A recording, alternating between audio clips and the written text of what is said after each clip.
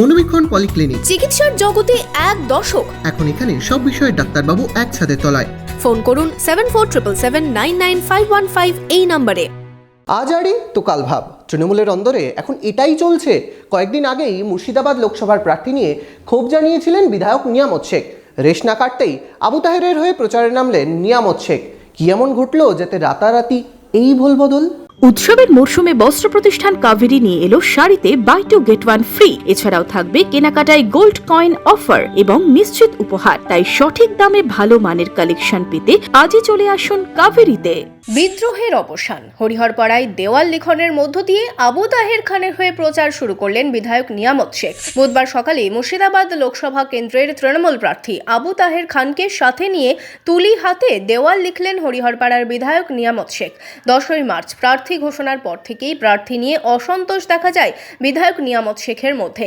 24শে March Murshidabad Lok Sabha কেন্দ্রের তৃণমূল প্রার্থী আবু তাহের খানের বিরুদ্ধে ক্ষোভ প্রকাশ করেন নিয়ামত শেখ। 2021 সালে এখানে বিধানসভা নির্বাচন হয়েছে, একটা দিনও তার টিকে রাখা যায়নি।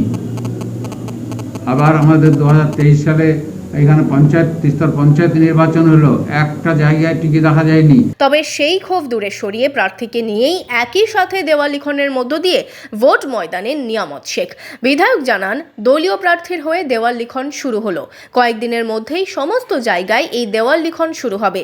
রমজান মাসের পর জোরদার হবে প্রচার। এই নির্বাচনে আমরা আমাদের দলের সিম্বলের প্রার্থী যে হয়েছে তাকে এখানে বিপুল ভোটে আমরা এখান থেকে জয়যুক্ত করব। এখান থেকে আমরা বেশি আমাদের লোককে, আমাদের যারা ভোটার কর্মী এবং নেতৃত্ব যারা রয়েছে সকলকে আমি আবেদন রাখছি, আমাদের এখান থেকে হরিহরপাড়া ব্লক থেকে যাতে আমরা অনেক বেশি আমরা লিড দিতে পারি। এই দিন একই সাথে বিধায়ক ও তৃণমূল প্রার্থী দেওয়াল লিখনে হাত লাগান। তৃণমূল প্রার্থী জানান, দেওয়াল লিখন শেষ হলে সমস্ত স্তরের কর্মীদের নিয়ে আলোচনা ও ভোট কিভাবে পরিচালনা হবে তা নিয়ে আলোচনা শুরু হবে।